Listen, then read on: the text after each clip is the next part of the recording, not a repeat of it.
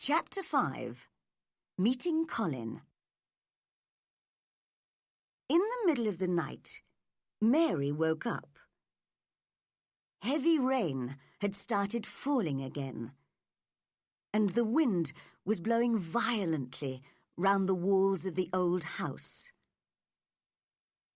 Suddenly, she heard crying again.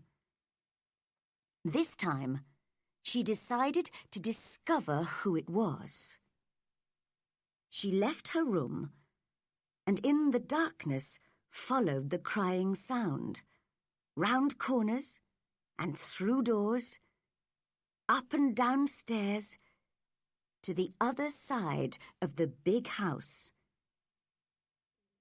At last, she found the right room. She pushed the door open and went in. It was a big room with beautiful old furniture and pictures. In the large bed was a boy who looked tired and cross, with a thin, white, tearful face. He stared at Mary. "Who are you?" he whispered. "Are you a dream?" "No, I'm not. I'm Mary Lennox. Mr. Craven's my uncle." "He's my father," said the boy. "I'm Colin Craven." "No one ever told me he had a son," said Mary, very surprised. "Well, no one ever told me you'd come to live here. I'm ill, you see. I don't want people to see me and talk about me. If I live, I may have a crooked back like my father, but I'll probably die." "What a strange house this is," said Mary. "So many secrets. Does your father come and see you often?" "Not often. He doesn't like seeing me because it makes him remember my mother. She died when I was born, so he almost hates me, I think." "Why do you say you're going to die?" asked Mary. "I've always been ill. I've nearly died several times. And my back's never been strong. My doctor feels sure that I'm going to die. But he's my father's cousin and very poor, so he'd like me to die. Then he'd get all the money when my father dies. He gives me medicine and tells me to rest. We had a grand doctor from London once who told me to go out in the fresh air and try to get well. But I hate fresh air. And another thing, all the servants have to do what I want, because if I'm angry, I become ill." Mary thought she liked this boy, although he seemed so strange. He asked her lots of questions, and she told him all about her life in India. "How old are you?" he asked suddenly. "I'm 10, and so are you," replied Mary, forgetting to be careful, because when you were born, the garden door was locked, and the key was buried. And I know that was 10 years ago. Colin sat up in bed and looked very interested. "What door? Who locked it? Where's the key? I want to see it. I'll make the servants tell me where it is. They'll take me there, and you can come too. Oh, please don't. Don't do that, cried Mary. Colin stared at her. Don't you want to see it?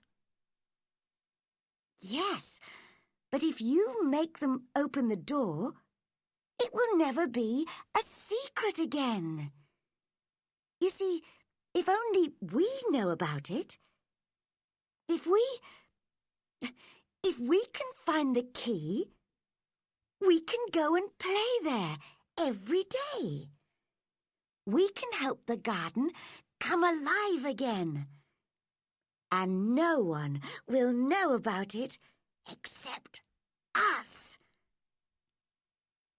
I see, said Colin slowly. Yes, I'd like that. It'll be our secret. I've never had a secret before. And perhaps, added Mary cleverly, we can find a boy to push you in your wheelchair if you can't walk.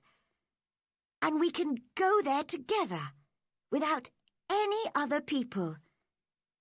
You'll feel better outside. I know I do. I'd like that, he said dreamily. I think I'd like fresh air in a secret garden. Then Mary told him about the moor and Dickon and Ben Weatherstaff and the robin.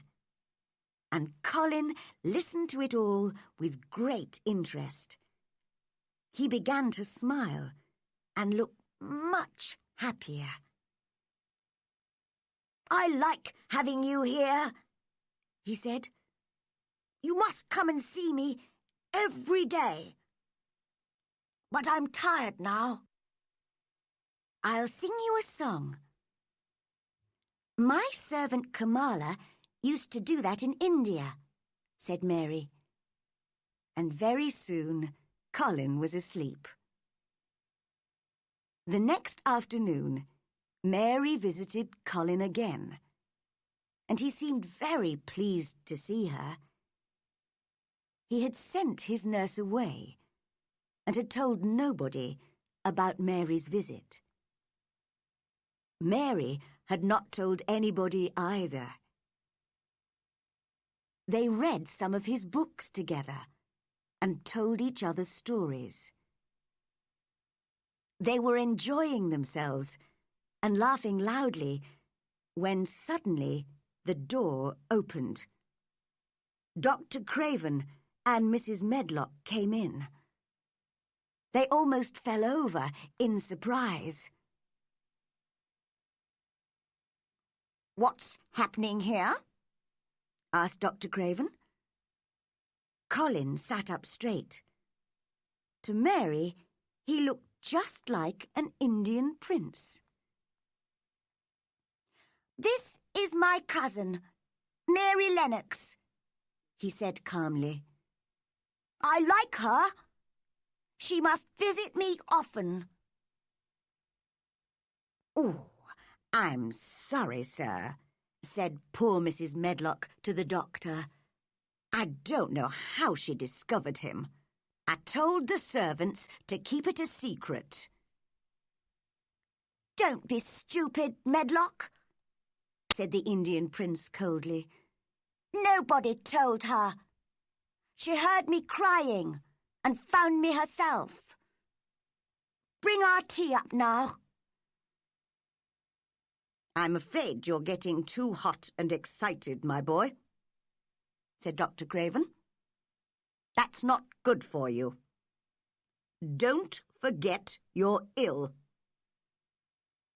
I want to forget, said Colin. I'll be angry if Mary doesn't visit me. She makes me feel better. Dr. Craven did not look happy when he left the room.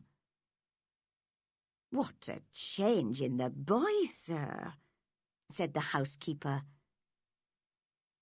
He's usually so disagreeable with all of us. He really seems to like that strange little girl. And he does look better. Dr. Craven had to agree.